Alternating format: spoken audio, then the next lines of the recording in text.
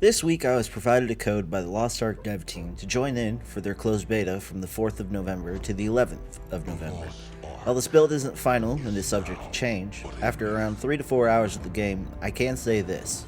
It feels polished and has a very, very satisfying combat system. While it also touts a story, I admittedly have been skipping most cutscenes as it feels kind of just passable, and mainly, I want to get back to the gameplay as soon as possible. I rolled a martial artist class, with the advanced class option being striker, currently the only advanced class open to martial artists, and at least as far as I got. And I can say this is fun. Like, a lot of fun. Combat in this game flows so well, whether it's going from auto attacks, skills, to skills that combo into other skills, it just flows.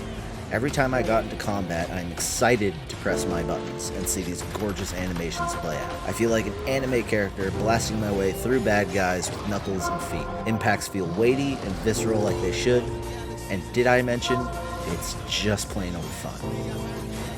Aesthetically, it's also very good to look at. Some of the character NPC designs are a bit garish and lacking, like Gurkha, fucking Gurkha. But your playable character, as well as important NPCs, are very well put together. The character creator here is unsurprisingly deep, as most Eastern RPGs emphasize cosmetics and customization to the max, and it's no different here. I was able to alter the norms, face, skin color, hair color, eye color, etc., but it also allows you to go into specifics with sliders under the advanced customization options. You want to separate your eyes more and make a monster? You can kind of do that. You want to make the perfect anime waifu? You can also do that. I was able to make my character look however I wanted to with the tools they gave me, and of course, I went with anime main character. This leads into more about its aesthetics, namely the cosmetics. In-game armor is gorgeously detailed. As part of the test, all players were given 40,000 in-game currency to spend on the in-game shop, a fact I will get to in more detail in a little bit. And one of the skins available for purchase is the equivalent to looking like a friggin' demon lord. It's awesome. Not to mention the base starting gear ain't too shabby either.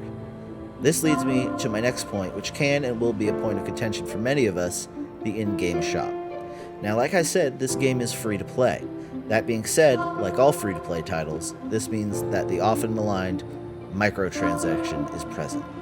Now, I am unsure of how pay-to-win the game is in its current state outside of the West, but from what I garnered from looking into the beta store, it seems to have some more pay-for-convenience items, as well as an optional subscription model called Crystalline Aura, which gives you benefits for being a monthly subscriber, such as XP boosts, free travel, and discounts in-game. Now, this isn't unheard of, as many free-to-play popular MMORPGs have similar options, Star Wars The Old Republic and Elder Scrolls Online being two examples that come to mind. Now, I did some more playing and a bit of stream watching, and it seems there is a more to pay to progress than a pay to win shop.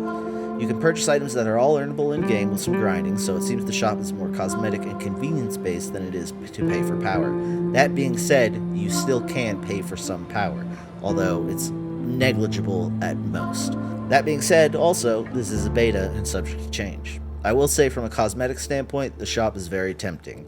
I may not hit in-game or level cap in beta, and that's fine by me, as I am always more keen on putting time into a product that is finished and won't have a progression wipe like most, if not all, betas implement. So I will put my final thoughts and recap here. Lost Ark, if it comes out in an even more polished state than it currently already is, will undoubtedly succeed in the Western market. Combat is dynamic, fluid, and just plain fun. Aesthetically, the game is eye-catching and pleasing to look at. Story-wise, it's passable.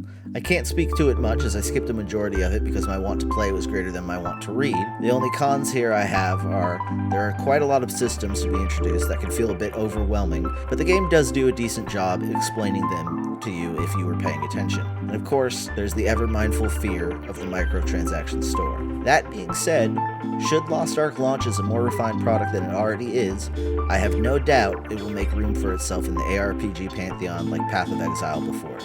This is one game that if you're a fan of the ARPG or MMO genre, you should keep an eye on when its targeted March 2022 launch date hits.